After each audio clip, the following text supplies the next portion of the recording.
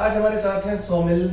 सोमिल हमारे पास पिछले 1 साल से पढ़ रहे हैं बीजेई में 9th क्लास में और अभी 10th क्लास के स्टूडेंट हैं। सोमिल ने अभी कुछ दिनों पहले ही काफ़ी कॉम्पिटिटिव एग्जाम्स दिए 2-3 और वो निकाले भी हैं। जैसे मैं बात करूँ ROM regional olympiad of mathematics, उनमें उनका कुछ स्कोर था। हम सोमिल से भी बात करेंगे। एक ISS को निकाला है, international standard of science olympiad, and उसके बाद इन्होंने एक एनटेक्स निकाला है जिसमें नेशनल टैलेंट सर्च एग्जामिनेशन करके एक एग्जाम होता है। सोमिल कैसे हैं आप? हम गुड। तो सोमिल पहले से इन एग्जाम्स के बारे में थोड़ा सा बताएंगे, इनमें क्या क्या रहता है, क्या क्या सिलेबस रहता है? ROM जैसे मैंने बताया रीजनल ओलंपियाड ऑफ मैथमेटिक्स, इसमें क्या आपका स्कोर था? इसमें मेरे को जो है A+ ग्रेड मिला था। एंड इसमें जो है मोस्ट ऑफ अस जो होते हैं क्वेश्चंस होते हैं वो एडवांस लेवल के ही होते हैं, जो बीजेई ने हमें पहले ही करा दिए थे। उनका एक सेक्शन होता है कॉम्पिटिटिव विंडोज, हर जगह बीजेई नहीं डालना है।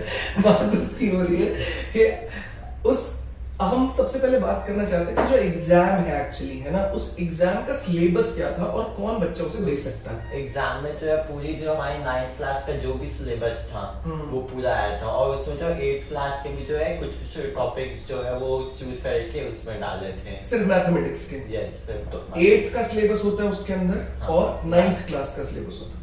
तो क्या सारे चैप्टर्स होते हैं, ये कुछ कहीं से उठा के अच्छे क्वेश्चन? 9th के तो होते हैं सारे चैप्टर्स, और उनमें से जो बेस्ट क्वेश्चंस बनते हैं वही आते हैं, और जो 8th के होते हैं उसमें से कुछ टॉपिक से उठाते हैं, और उसमें भी अच्छे क्वेश्चंस ही आते हैं। अच्छा, ठीक है, समझ आई बात।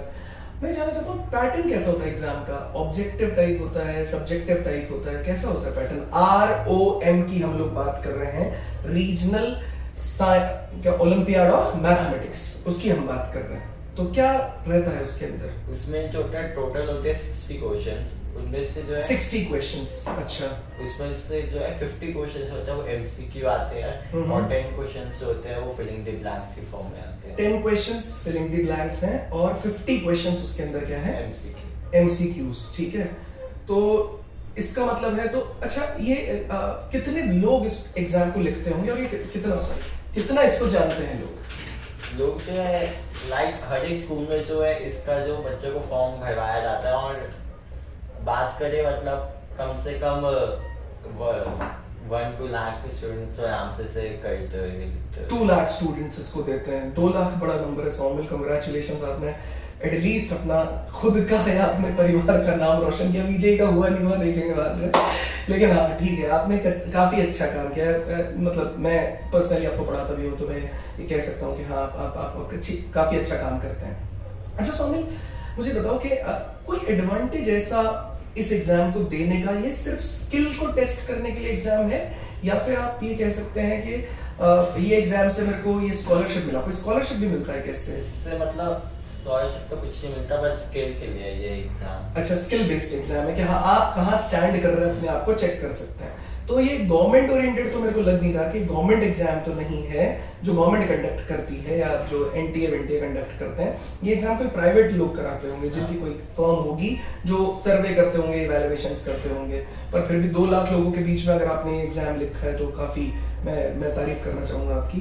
अच्छा, दूसरा जो एग्जाम है उस पे आते हैं अभी, ISSO आपने बताया, जैसा कि इंटरनेशनल स्टैंडर्ड साइंस ओलंपियाड। इसमें ये भी आपने निकाला था, तो इसमें लेवल 1 लेवल 2 था, या कौन सा? इसमें लेवल 1 एंड लेवल 2। लेवल 1 भी आपने क्लियर किया और लेवल 2 भी। तो लेवल 1 में आपका क्या रैंक था? लेवल 1 में मेरी जो रैंक थी वो 120 समथिंग थी। 120। और अप्रोक्सीमेटली कितने स्टूडेंट्स ने एग्जाम दिया होगा, कुछ पता है इसके बारे में? इसका तो आइडिया नहीं है। आइडिया नहीं है। और बात करें लेवल 2 की, उसमें क्या रैंक थी आपकी? 75। वेरी गुड यार, वेरी गुड सोमिल। 75 रैंक थी। तो सोमिल, इसका स्टैंडर्ड कैसा रहा पेपर का, और क्या क्या इसका सिलेबस हुआ करता? इसका स्टैंडर्ड तो बहुत हाई था। इसमें क्वेश्चंस जो है मतलब कुछ क्वेश्चन ऐसे थे जिनका आइडिया भी नहीं था। अच्छा। और इसमें जो सिलेबस था वो था फिजिक्स केमिस्ट्री एंड बायो, और मैथ का इसमें आता है। मैथ का आता है। तो जो आपने लिखा तो आपने किस चीज पे फोकस किया, बहुत बढ़िया, कि जिससे आप 75th रैंक स्कोर कर पाए, तो कुछ तो आपने अच्छा किया होगा ना इसमें। मैंने सबसे ज्यादा फोकस किया फिजिक्स पे और केमिस्ट्री पे। फिजिक्स और केमिस्ट्री पे। फिजिक्स और केमिस्ट्री वाले पार्ट में मैं ये पूछना चाहता हूँ, क्या इसका पैटर्न वो ऑब्जेक्टिव टाइप था या सब्जेक्टिव टाइप था? Objective type. तो आपने किस चीज पे, एक्यूरेसी पे काम किया या आपने ज्यादा नंबर ऑफ क्वेश्चंस को अटेम्प्ट करने पे काम किया? एक्यूरेसी का मतलब समझते हैं? हाँ। मतलब ज्यादा से ज्यादा सही करा, गलत में एक भी क्वेश्चन नहीं करूंगा, इसे एक्यूरेसी बोलते हैं, ठीक है। और दूसरा पार्ट वो होता है कि आपने क्या किया, उठा के सारे क्वेश्चन लाइन से जय माता दी और टिक मारना स्टार्ट कर दिया, क्या आपने वो किया है, क्या किया? मैंने तो एक्यूरेसी पे ज्यादा ध्यान दिया क्योंकि ऑफ कोर्स मार्क्स चाहिए थे और माइनस नेगेटिव मार्किंग होती है, नेगेटिव मार्किंग तो चाहिए ही थी, वो बचाना था हम लोगों को। तो अगर मैं बात करूं, जो गेस मारने वाला सिस्टम होता है, तुक्के मारने वाला होता है, तो आप क्या कहना चाहेंगे अगर बाई चांस आपने वो क्वेश्चंस छोड़ दिए या आपका दिल नहीं किया 1 मिनट के लिए कि चलो ठीक है ये क्वेश्चन मुझसे बना नहीं, इसमें गेस मार देते हैं? दिल तो बहुत किया था फिर सजाना पड़ा, अपने मार्क्स चाहिए बस। चलिए बहुत बढ़िया, बहुत बढ़िया। अच्छा ठीक है, अगर मैं बात करूं कि इस एग्जाम को देने से एटलीस्ट कुछ इवैल्यूएशन अपने आप में आपने देखा, जैसे आप स्पोर्ट्स खेलने के लिए जाते हैं, जब स्पोर्ट्स में जाते हैं, मान लेते हैं बैडमिंटन आप खेलते हैं, आप लेवल स्कोर करते हैं, आपने रीजनल लेवल क्लियर किया, नेशनल क्लियर किया, एक अलग सा कॉन्फिडेंस आता है ना, ठीक है। और स्कूल में भी कॉन्फिडेंटली घूमते हैं, हाँ जी हम लोगों ने ये वाला लेवल क्लियर कर दिया। तो आपको क्या लगता है कि इससे कुछ कॉन्फिडेंस बूस्ट हुआ ये? क्योंकि देखिए ये जो एग्जाम है, इनका जब जिस प्रिपरेशन को आप कर रहे हैं, आईआईटी की या नीट की प्रिपरेशन, फाउंडेशन की, उससे इनका कोई लेना देना नहीं है। ये मोटिवेशन अपने आप को बूस्ट करने के लिए है कि लोगों के सामने या घर पे या अपने खुद को मोटिवेट कर सको कि हाँ मैंने ये एग्जाम निकाला हुआ है। तो फीलिंग कैसी है इसको निकालने के बाद? इसको निकालने के बाद एक तो अपने आप पे प्राउड हुआ, हाँ। और पेरेंट्स को भी प्राउड हुआ कि अच्छा किया बच्चे ने, और फिर स्कूल में भी जो है मेरे को अवार्ड दिए गए और क्लास में नाम अनाउंस हुआ, तो उससे जो है अच्छी फीलिंग आई, कॉन्फिडेंस बहुत बूस्ट हुआ। तो उसके बाद मेरा ये मानना है, इससे पहले क्या बोलता है, स्कूल में जैसे आप जनरल स्टूडेंट रहे होंगे, ठीक है, अनाउंसमेंट हुआ, आपसे अच्छी रैंक है आपके स्कूल में किसी की? मुझसे अच्छी रैंक उसमें है जो आरओएम में, और जो है आईएसएसओ में मेरी हाईएस्ट है। तुम्हारी हाईएस्ट है, तो बहुत बढ़िया है। तो ऐसे केस में पेरेंट्स का क्या रिएक्शन था, फर्स्ट रिएक्शन जब उन्होंने सुना कि हाँ तुमने ये बहुत अच्छा एक कोई एग्जाम निकाला है? पेरेंट्स को पहले स्कूल में बुलाया था, स्कूल में बुला के उन्हें कॉन्ग्रेचुलेट किया था मेरे लिए, मेरे को साथ में बिठाया था और फिर बात करी थी ऐसे मेरे अच्छे के लिए आना। अच्छा। और उससे फिर अच्छी फीलिंग आई बहुत, और पेरेंट्स भी मतलब अच्छा लग रहा था उन्हें भी जब बोल रहे थे सर कि इसने बहुत अच्छा किया, हाईएस्ट रैंक निकाल दिया। तो अभी कुछ मोटिवेशन है कि हाँ मैं जेई और उसके लिए प्रिपेयर करूंगा या नीट के लिए? मोटिवेशन तो बहुत है, जेई निकालना है बस। तो कुछ तुमने मेजर लेना स्टार्ट किया उसके लिए अभी से ही कि हाँ अब तुम 10th क्लास में आ गए हो, तो तुमने अपना मेजर्स लेना स्टार्ट किया उसके लिए कि हाँ जी मैं अब बहुत ये करना स्टार्ट कर दूंगा, ऐसी भी फीलिंग आ रही होगी ना उसके बाद? अब तो मैं जेई का, मैं अभी 10वीं क्लास में 12वीं भी कर डालूंगा, 11वीं भी कर डालूंगा, ऐसा मोटिवेशन आता है या फिर सिंपल ऐसा ठीक है स्लो चलेंगे चलता रहेगा? मोटिवेशन तो आया, तो उसके बाद 11th के जो है क्वेश्चन सॉल्व करना स्टार्ट किए, और 11th के क्वेश्चन सॉल्व हो रहे हैं तो फिर और अच्छा लगता था कि कुछ तो आता है एटलीस्ट। और ऐसे ही अभी से करना स्टार्ट कर दिया प्रिपरेशन। नहीं, वेरी नाइस यार। अच्छा एक और एग्जाम आपने निकाला है, एनटेक्स है ना, नेशनल टैलेंट एग्जाम, ऐसा कुछ नाम है ना उसका? तो उसमें क्या सिलेबस था और कौन कौन बच्चे उसे लिख पाते हैं? उसमें जो सिलेबस था मैथ्स और साइंस, बस यही था। उसमें भी ऑब्जेक्टिव टाइप थे? हाँ, उसमें भी ऑब्जेक्टिव टाइप। और कितने क्वेश्चंस आते थे उसमें अराउंड? उसमें 80 क्वेश्चंस थे। टाइम क्या दिया गया था? टाइम दिया था 3 आवर्स का। 3 आवर्स का। और ऑब्जेक्टिव टाइप क्वेश्चंस थे या सब्जेक्टिव? ऑब्जेक्टिव। ठीक है, बहुत सही। सोमिल, ये तो हुआ वो एग्जाम्स के बारे में, जो एग्जाम्स आपने निकाले उसके लिए फर्स्ट ऑफ ऑल कंग्रेचुलेशंस, ठीक है। आप बड़े मेहनती स्टूडेंट हैं और आप जीवन में अगर इसी तरीके से काम करते रहेंगे तो डेफिनेटली जेई या जो भी कॉम्पिटिटिव एग्जाम के लिए आपने ड्रीम किया है या उससे आगे यूपीएससी, जो आपका दिल करेगा आपको कोई रोक नहीं पाएगा अगर आप अपनी मेहनत इसी तरीके से कंसिस्टेंटली रखते हैं। तो अब बात करते हैं कि ऐसा क्या एलिमेंट की बात करूं कि जो ये एग्जाम्स हैं इनकी कॉन्फिडेंस जो आपके अंदर आया है अभी, इसको बूस्ट करने में या एग्जाम को लिखना चाहिए, इनके बारे में वीजेई ने कभी आपकी कोई मदद की है?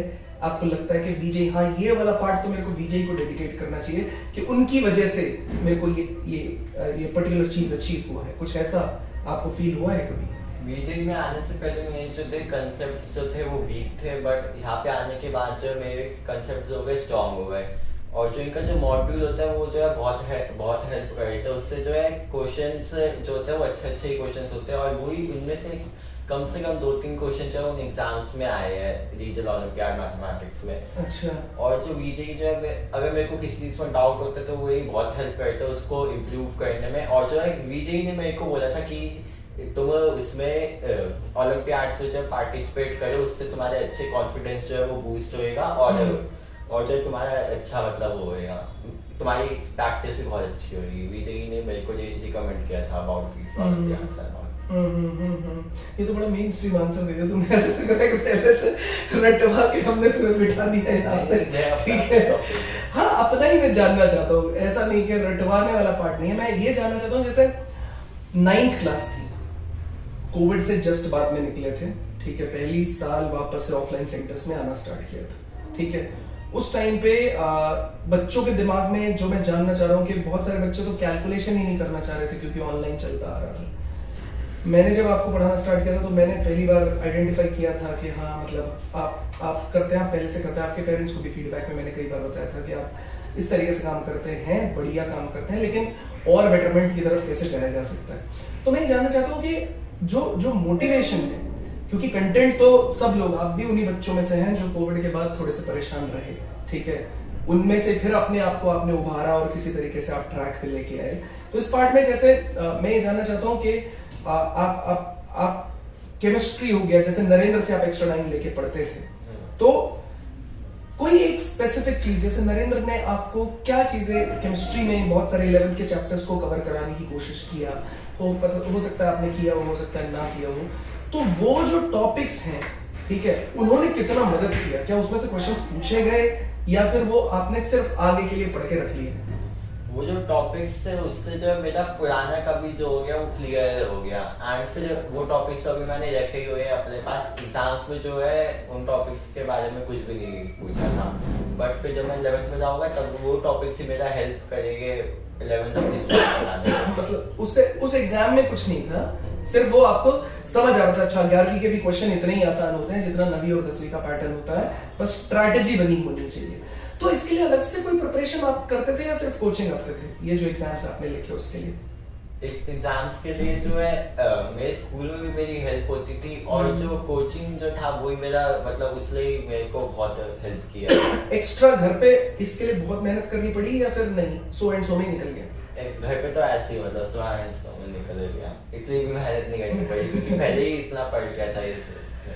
ठीक है Saumil, thank you so much, है ना, इस कॉन्वर्सेशन के लिए, और आपके फ्यूचर एंडेवर्स के लिए भी हम आपको ऑल द बेस्ट बोलना चाहेंगे, ताकि आप आगे और अच्छा करते रहे। 10th में भी हमारे सामने बहुत कुछ आने वाला है, IMO है, NTSC है, IJSO है, उन एग्जाम्स को इस बार KVPY का अगर 10th को अलाउ होता है तो वो एग्जाम आप लिखें, और मैं चाहूँगा कि फ्यूचर में आप बहुत अच्छे से आगे की तरफ बढ़ें। धन्यवाद।